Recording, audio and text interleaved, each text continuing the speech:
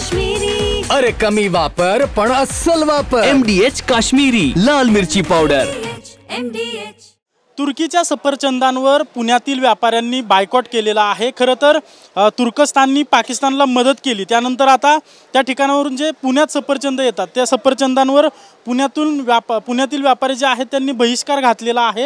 हे आपण जे सफरचंद पाहतोय ते तुर्कीचे सफरचंद आहेत आणि इथल्या व्यापाऱ्यांनी आता हे सफरचंद नको असं त्यांनी सांगितलेलं आहे, बहिष्कार घातलेला आहे। मात्र हा बहिष्कार घातल्यानंतर इथल्या व्यापाऱ्यांना पाकिस्तानमधून धमकीचे फोन येत असल्याचं आता समोर आलेलं आहे।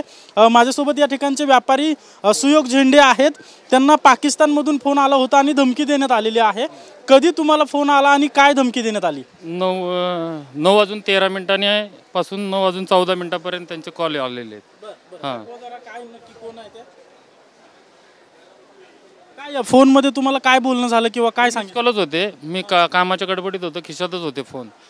नंतर त्यांनी व्हॉइस रेकॉर्डिंग पाठवलं आणि म्हणले तुम्ही काही पाकिस्तानचं काय करू शकत नाही, टर्कीचं काय करू शकत नाही, आमच्या मागं खूप मोठी यंत्रणा आहे काय असं एवढं बोलला तो। नंतर मी पण म्हणजे थोडं मराठा स्टाईलने त्यांच्याशी बोललो। हां, मग काय नाही, त्यांनी कट केलं। धमकी दिली म्हणजे नेमकं काय म्हणले ते? तेच म्हणले तुम्ही काही करू शकत नाही, हे नाही ते नाही, तुम्हाला म्हणजे इंडिया काय करू शकत नाही किंवा काय नाही, टर्कीचं काय करू शकत नाही असं ते म्हणले। हा जो फोन आला तुमच्याकडे त्याचं काय रेकॉर्डिंग वगैरे काय आहे का तुमच्याकडे? काय मी थोडं अश्लील भाषा वापरली होती म्हणून मी तिकडे शिवीगाळ झाली, तुमची फोन झाली होती। हो, डिलीट केली पण आता CPMचं चाललोय तिथे।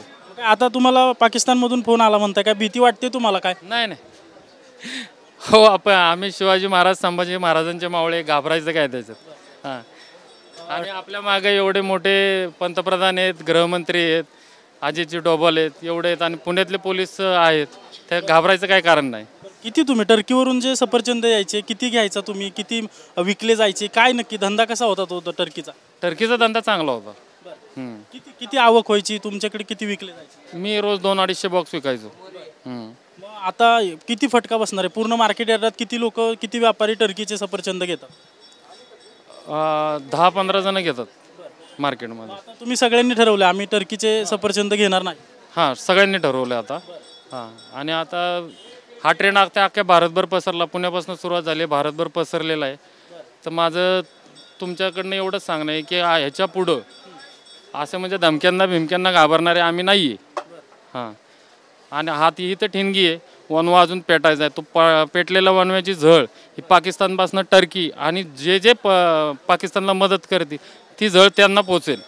हां, आता तुम्ही बहिष्कार घातलाय, तुम्हाला धमकीचे फोन येत आहेत, पुढे तुम्ही पोलिसांची भेट वगैरे काय घेणार आहे का? किंवा जाणार आहे एक माझ्या ह्याच्यासाठी आणि ह्यासाठी मी CPना भेटणार आहे। CPशी तुमचं काय बोलणं वगैरे झालं? हा फोन आल्यानंतर फोन झाला आहे, ते म्हणले या म्हणून। कुठून फोन आला होता, काय माहिती कळली त्याच्याबाबत? नेमकं काय +92 आहे ना? हां, त्याच्यामुळं +92 हा कोड पाकिस्तानचाच आहे। तुम्हाला काय भीती वगैरे वाटते? काय नाही काय नाही भीती वाटायला काय घ्यायचं असतं तर पहिल्यापासून हा ट्रेंडच उभा केला नसता, अख्ख्या भारतभर पेटवलंच नसतं। काही झालं तरी टर्कीचे सफरचंद तुम्ही घेणार नाही? नाहीच विकणार, आता तर नाहीच विकणार। आपण पाहतोय की हे सुयोग झेंडे नावाचे जे व्यापारी आहेत त्यांना पाकिस्तानमधून धमकीचा फोन आलेला आहे। मात्र धमकीचा फोन आला किंवा काही झालं तरी आम्ही टर्की देशाचे सफरचंद घेणार नाही आणि विकणार नाही अशा प्रकारे त्यांच्याकडून सांगण्यात येते आणि पुणे पोलीस आयुक्तांची देखील ते भेट घेणार असल्याचं त्यांच्याकडून सांगण्यात येतं। कॅमेरा पर्सन तुषारसह अजिंक्य धायगुडे, TV9 मराठी, पुणे। MDHचा किचन किंग मसाला किचन मध्ये असला तर आपण काहीही बनवू शकतो। वांग्याचं भरीत, आलू गोबी, भेंडी मसाला आणि भरपूर काही। MDH